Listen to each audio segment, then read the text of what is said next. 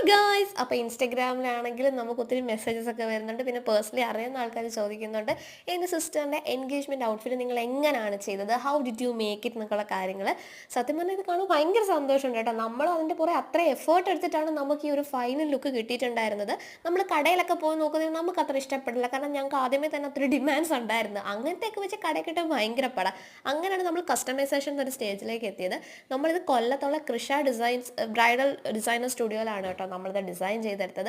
കുറച്ച് ബഡ്ജറ്റ് ആയാലും ഇത് ആക്ച്വലി വർത്ത് ആയിരുന്നു. ഇപ്പോഴത്തെ ന്യൂജൻ പിള്ളേരെന്നല്ല, 90s ഓൾഡ് ഏജ് ആൾക്കാരെന്നല്ല, ഒരു വ്യത്യാസമില്ലാതെ എല്ലാവർക്കും ഈ ഡ്രസ്സ് ഇഷ്ടപ്പെടും. കണ്ടു സ്റ്റേജ് നിൽക്കുമ്പോൾ തന്നെ ആ ഒരു എലഗൻസ് നിങ്ങൾക്ക് കാണാൻ പറ്റും. നമുക്ക് ആദ്യം തന്നെ ഒത്തിരി ഡിമാൻഡ്സ് ഉണ്ടായിരുന്നു കേട്ടോ. ബ്ലൗസ് ഫുൾ ഹെവി ആയിരിക്കണം, പാവാട നല്ല ഫ്ലെയറബിൾ ആയിരിക്കണം എന്നൊക്കെ. ചേച്ചി അതൊക്കെ കേട്ട് നമ്മളതിൻ്റെ കളറൊക്കെ സജസ്റ്റ് ചെയ്ത് നമുക്കറിയാവുന്ന നമ്മളെല്ലാവരും ഇരുന്ന് വട്ടമേശ സമ്മേളനമൊക്കെ നടത്തിയതിന് ശേഷമാണ് ഗൈസ് നമ്മൾ ഈ കളറും ഡിസൈനിലേക്കൊക്കെ എത്തിയത്. ഇത് 2 months ഓഫ് പ്രിപ്പറേഷൻ ആയിരുന്നു ഈ ഫൈനൽ ലുക്ക് എന്നുള്ളത്. പിന്നെ bride should be the centre of attraction എന്നാണല്ലോ, അതേപോലെ തന്നെ നടന്നു. അപ്പോൾ അത്രയാണ് ഗൈസ്. Thank you.